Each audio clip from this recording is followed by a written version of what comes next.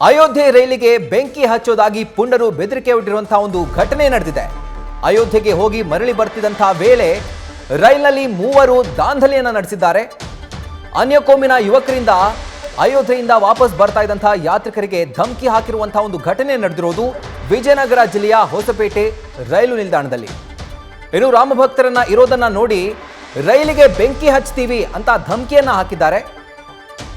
ಈ ಒಂದು ರೈಲಿನಲ್ಲಿ 1500ಕ್ಕೂ ಹೆಚ್ಚು ಯಾತ್ರಿಗಳು ಅಯೋಧ್ಯೆಯಿಂದ ದರ್ಶನವನ್ನ ಪಡ್ಕೊಂಡು ವಾಪಸ್ ಬರ್ತಾ ಇದ್ರು. ಇನ್ನು ಕಿಡಿಗೇಡಿಗಳನ್ನ ಯಾತ್ರಿಕರೇ ಪೊಲೀಸರಿಗೆ ಒಪ್ಪಿಸಿದ್ದಾರೆ. ಆದರೆ ಯಾವುದೇ ಕ್ರಮ ಕೈಗೊಳ್ಳದೆ ಆ ಕಿಡಿಗೇಡಿಗಳನ್ನ ಪೊಲೀಸರು ಕಳಿಸಿದ್ದಾರೆ. ಇದಕ್ಕಾಗಿ ಪೊಲೀಸರ ವಿರುದ್ಧ ಹಿಂದೂ ಸಂಘಟನೆಗಳು ಆಕ್ರೋಶವನ್ನ ವ್ಯಕ್ತಪಡಿಸಿರೋದು. ಈ ಒಂದು ಘಟನೆಗೆ ಅವರು ಎಂಟ್ರಿಯನ್ನ ಕೊಟ್ಟಿದ್ದಾರೆ. ನೀವು ಗಮನಿಸ್ತಾ ಇರಬಹುದು ವಿಜುವಲ್ಸ್ ಅಲ್ಲಿ, ಎಕ್ಸ್ಕ್ಲೂಸಿವ್ ವಿಜುವಲ್ಸ್ ನ್ಯೂಸ್ ಫಸ್ಟ್ ಅಲ್ಲಿ ನೀವು ನೋಡ್ತಾ ಇದ್ದೀರಿ.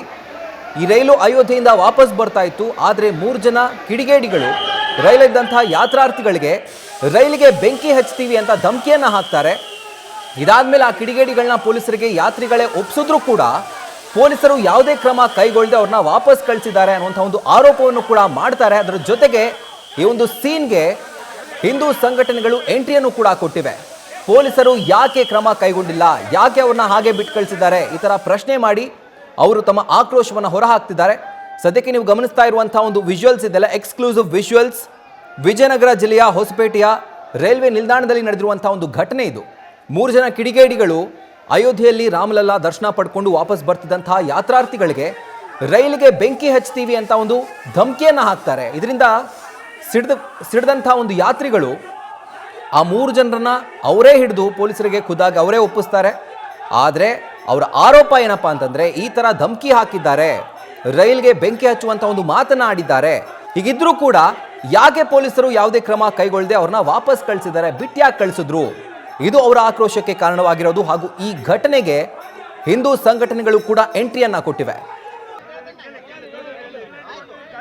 ಅವನಿಗೆ ಕಂಪ್ಲೇಂಟ್ ಕೊಡ್ತೀರಾ ಅಂದ್ರೆ ಇಲ್ಲ ಅಂದು ನಾವೇನ್ ಮಾಡಿವಿ ಇಮಿಡಿಯೇಟ್ ಆಗಿ CCTV ಅಲ್ಲಿ ನಮ್ಮ ಯಾರು PSI ಅವ್ರು ಅಟೆಂಡ್ ಮಾಡಕ್ ಹೋಗಿದ್ರು ಅವ್ನು ಯಾರು ಐಡೆಂಟಿಫೈ ಮಾಡ್ತಾರೆ ಅವರಿಗೂ ಕೂಡ ಅಲ್ಲಿ ಈಗ ವೆರಿಫೈ ಮಾಡ್ತಾ ಇದ್ದೀವಿ. ಇದರಿಂದ ತೊಂದರೆ ಆದ್ರೆ ಕಷ್ಟ ನಾವು ಅಲ್ಲ ನಮಗೆ ಜವಾಬ್ದಾರಿ ಇಲ್ವಾ, ನಾವು ಅದಕ್ಕನೇ ತಾನೇ ಇಷ್ಟೊಂದೆಲ್ಲ ಇಲ್ರಿ ಜವಾಬ್ದಾರಿ ಇದೆ. ನಾವು ಅದನ್ನ ಈಗ ಟ್ರೇಸ್ ಮಾಡಕ್ಕಿಲ್ಲ, ಹೆಂಗೆ ಬಿಡ್ರಿ ನಿಮ್ ಜವಾಬ್ದಾರಿ ಹೇಳ್ತಾ ಇದ್ದೀವಲ್ಲ, ಮತ್ತೆ ಟ್ರೇಸ್ ಮಾಡ್ತಾ ಇದ್ದೀವಿ ಅಂತ ಹೇಳ್ತಾ ಇದ್ದೀವಲ್ಲ ನಿಮ್ಗೆ. ಸರ್ ನಿಮ್ ಜವಾಬ್ದಾರಿ ಇದ್ರೆ ಬಿಡಂಗೆ ಇಲ್ಲ, ನೀವು ಹೆಂಗ್ ಬಿಟ್ರಿ ನೀವು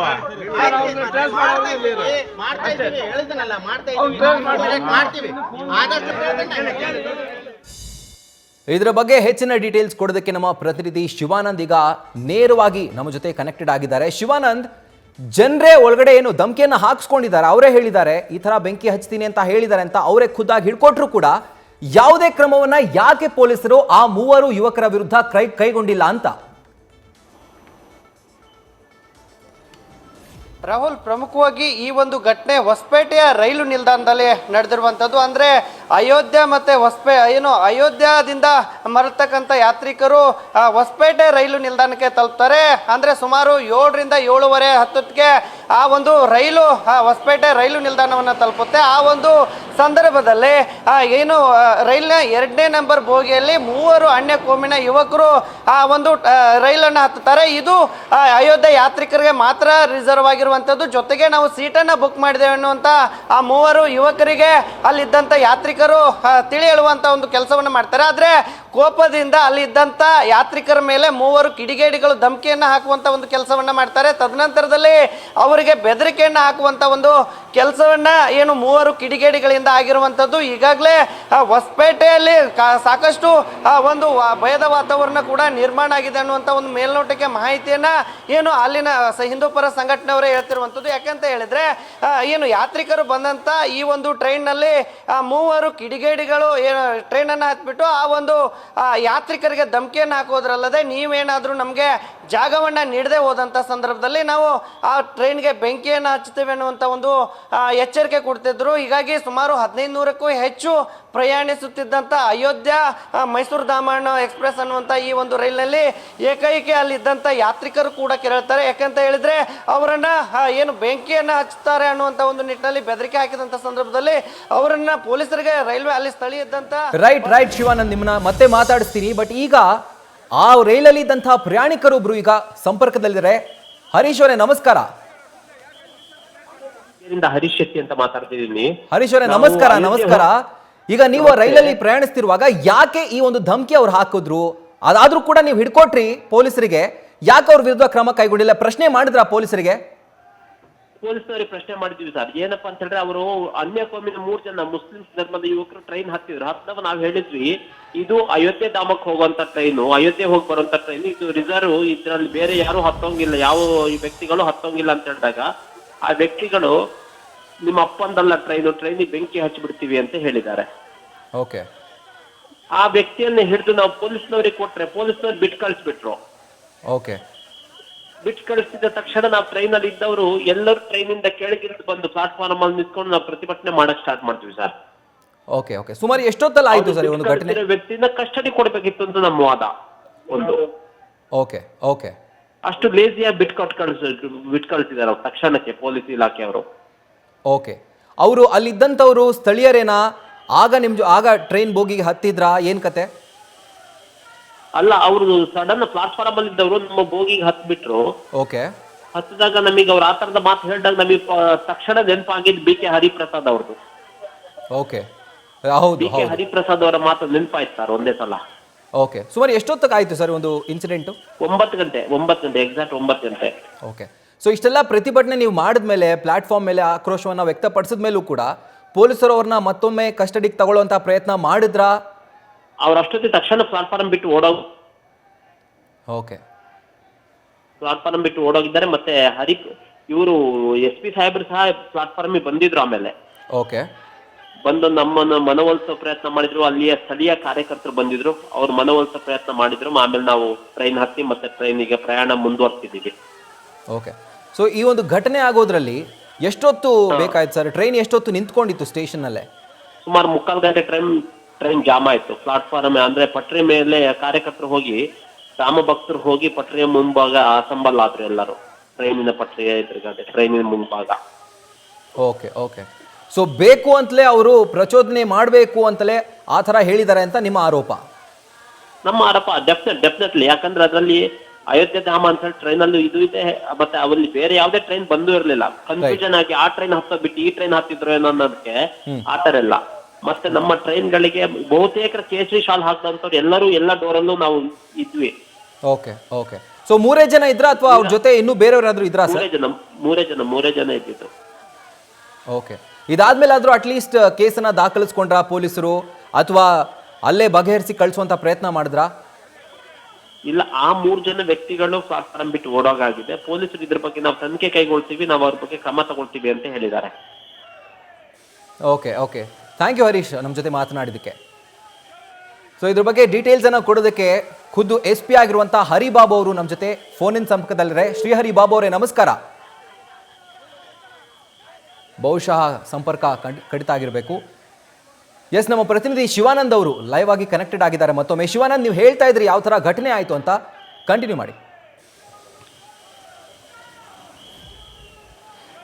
ರಾಹುಲ್, ಈ ಒಂದು ಘಟನೆಗೆ ಸಂಬಂಧಪಟ್ಟಂತೆ ಈಗಾಗಲೇ ಒಂದು ರೈಲು ನಿಲ್ದಾಣಕ್ಕೆ ವಿಜಯನಗರ SP ಶ್ರೀ ಹರಿಬಾಬು ಅವರು ಕೂಡ ಭೇಟಿಯನ್ನು ನೀಡಿರುವಂಥದ್ದು. ಜೊತೆಗೆ ಅಲ್ಲಿರ್ತಕ್ಕಂಥ ವಾತಾವರಣವನ್ನು ತಿಳಿಗೊಳಿಸುವಂಥ ಒಂದು ಪ್ರಯತ್ನವನ್ನ SP ಅವರು ಕೂಡ ಮಾಡಿರುವಂಥದ್ದು. ಜೊತೆಗೆ ಏನು ಯಾರು ಕಿಡಿಗೇಡಿಗಳು ಆ ರೈಲನ್ನ ಹತ್ತಿದ್ರಲ್ಲ, ಆ ಒಂದು ಕಿಡಿಗೇಡಿಗಳನ್ನ ನಾವು ಬಂಧಿಸಿ ಶಿಕ್ಷೆಗೆ ಒಳಪಡಿಸ್ತೇವೆ ಅನ್ನುವಂಥ ಒಂದು ನಿಟ್ಟಿನಲ್ಲಿ ಯಾತ್ರಿಕರಿಗೆ ಭರವಸೆಯನ್ನ ನೀಡಿರುವಂಥದ್ದು. ಹೀಗಾಗಿ ಕೆಲ ಕಾಲದಲ್ಲಿ ಆ ಒಂದು ಟ್ರೈನನ್ನು ಇರುವಂಥ 1500ಕ್ಕೂ ಹೆಚ್ಚು ಹಿಂದೂ ಪರ ಸಂಘಟನೆ ಕಾರ್ಯಕರ್ತರಾಗಿರ್ಬೋದು, ಮತ್ತೆ ಅಯೋಧ್ಯೆ ಯಾತ್ರಿಕರನ್ನ ಅವ್ರನ್ನ ಟ್ರೈನ್ ಅನ್ನ ಹತ್ತಿಸುವಂತ ಒಂದು ಕೆಲಸವನ್ನ ಮಾಡುವಲ್ಲಿ ಈ ವಿಜಯನಗರ SP ಶ್ರೀ ಹರಿಬಾಬು ಅವರು ಕೂಡ ಯಶಸ್ವಿ ಆಗ್ತಾರೆ. ತದನಂತರದಲ್ಲಿ ಆ ಒಂದು ಸ್ಥಳೀಯ ಹಿಂದೂ ಪರ ಸಂಘಟನೆ ಕಾರ್ಯಕರ್ತರು ಕೂಡ ಆ ಒಂದು ಘಟನಾ ಸ್ಥಳಕ್ಕೆ ಬರ್ತಾರೆ. ಜೊತೆಗೆ ಈಗಾಗಲೇ ಬೆಂಕಿ ಹಚ್ಚುವಂತ ಒಂದು ಬೆದರಿಕೆಯನ್ನ ನೀಡಿದಂತ ಏನು ಕಿಡಿಗೇಡಿಗಳನ್ನ ಬಂಧಿಸಬೇಕನ್ನುವಂತ ಒಂದು ನಿಟ್ಟಿನಲ್ಲಿ ಆ ಒಂದು ಅಧಿಕಾರಿಗಳಿಗೂ ಕೂಡ ಒತ್ತಾಯವನ್ನ ಮಾಡಿರುವಂತದ್ದು. ಜೊತೆಗೆ 9 ಗಂಟೆ ಸುಮಾರಿಗೆ ನಡೆದಂತ ಈ ಘಟನೆಯಲ್ಲಿ ಸಾಕಷ್ಟು ಒಂದು ಬಿಗುವಿನ ವಾತಾವರಣ, ಅಂದ್ರೆ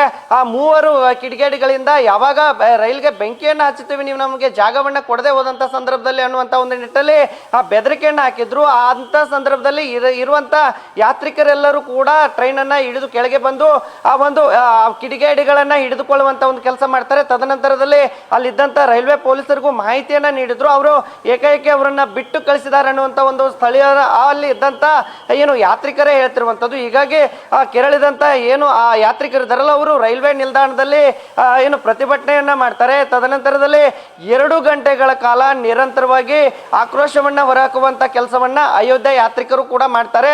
ಹೀಗಾಗಿ ಅಲ್ಲಿ ಮಧ್ಯಪ್ರವೇಶ ಮಾಡಿದಂತ ಸ್ಥಳೀಯ ಹಿಂದೂ ಪರ ಸಂಘಟನೆಯವರು ಏನು ಸಾಕಷ್ಟು ಅಲ್ಲಿ ಯಾತ್ರಿಕರಿಗೆ ತಿಳಿಯುವ ಒಂದು ಕೆಲಸವನ್ನ ಮಾಡ್ತಾರೆ. ತದನಂತರ 2 ಗಂಟೆಯ ನಂತರ ಅಂದ್ರೆ ಸುಮಾರು 10:30 ಸುಮಾರಿಗೆ ಆ ಒಂದು ಟ್ರೈನ್ ಅನ್ನ ಮತ್ತೆ ಏನು ಮುಂದೆಗೆ ಕಳಿಸುವಂತ ಒಂದು ಕೆಲಸವನ್ನ ವಿಜಯನಗರ ಪೊಲೀಸರು ಕೂಡ ಮಾಡಿರುವಂತದ್ದು. ಈಗ ಆ ಒಂದು ಬೆದರಿಕೆಯನ್ನ ಹಾಕಿದಂತ ಮತ್ತೆ ಬೆಂಕಿ ಹಚ್ಚುವಂತ ಒಂದು ಧಮಕಿಯನ್ನ ಒಡ್ಡಿದಂತ ಏನು ಯುವಕರನ್ನ ಈಗಾಗಲೇ ಬಂಧಿಸುವಂತೆ ಈಗಾಗಲೇ ಎಲ್ಲ ಕ್ರಮಕ್ಕೂ ಕೂಡ ವಿಜಯನಗರ SP ಅವರು ಕೂಡ ಮುಂದಾಗ್ತಿವೆ ಅನ್ನುವಂತ ಒಂದು ಭರವಸೆಯನ್ನು ನೀಡಿರುವಂತದ್ದು. ಈ ನಿಟ್ಟಿನಲ್ಲಿ ಈ ಮುಂದಿನ ಹಂತದ ಪ್ರಕ್ರಿಯೆ ಅಂದ್ರೆ ಅವರನ್ನ ಬಂಧಿಸಿದಾರೋ ಅಥವಾ ಈ ವಶಕ್ಕೆ ಪಡೆದಿದ್ದಾರೋ ಇಲ್ಲ ಅನ್ನುವಂತ ಒಂದು ಮಾಹಿತಿಯನ್ನ ಈಗ ಖುದ್ದಾಗಿ ವಿಜಯನಗರ SP ಶ್ರೀ ಹರಿಬಾಬು ಅವರು ಕೂಡ ಹೇಳ್ಬೇಕಾಗಿರುವಂತದ್ದು.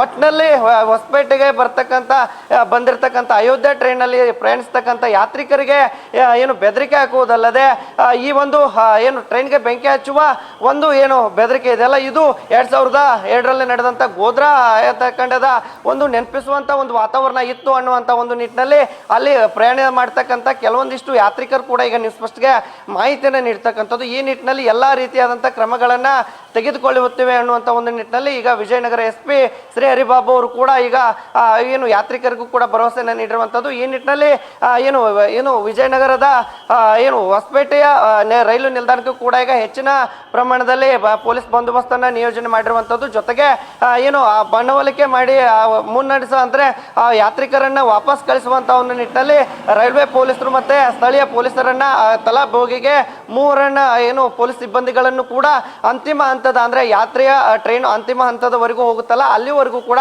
ಪೊಲೀಸ್ ಭದ್ರತೆಯನ್ನು ನಿಯೋಜನೆ ಮಾಡಿರುವಂತದ್ದು. ಜೊತೆಗೆ ಮುಂದಿನ ಹಂತದಲ್ಲಿ ಯಾವುದೇ ರೀತಿಯ ಅಹಿತಕರ ಘಟನೆ ನಡೆಯದಂತೆ ಈಗಾಗಲೇ ಪೊಲೀಸ್ ಇಲಾಖೆ ಕೂಡ ಕ್ರಮವನ್ನು ವಹಿಸಿರುವಂತದ್ದು. ಆದ್ರೆ ಈ ಒಂದು ಘಟನೆ ಎಷ್ಟರ ಮಟ್ಟಿಗೆ ಸರಿ ಅನ್ನುವಂತ ಒಂದು ನಿಟ್ಟಿನಲ್ಲಿ ಈಗ ವಿಜಯನಗರ ಜನರು ಕೂಡ ಪ್ರಶ್ನೆಯನ್ನ ಮಾಡ್ತಿರುವಂತದ್ದು. Rahul. Right Shivanand, thank you ನಿಮ್ಮ ಡೀಟೇಲ್ಸ್ಗೆ. ನ್ಯೂಸ್ ಫಸ್ಟ್ ನಿರ್ಭೀತಿಯಿಂದ ನಿಮ್ಮ ಪರವಾಗಿ.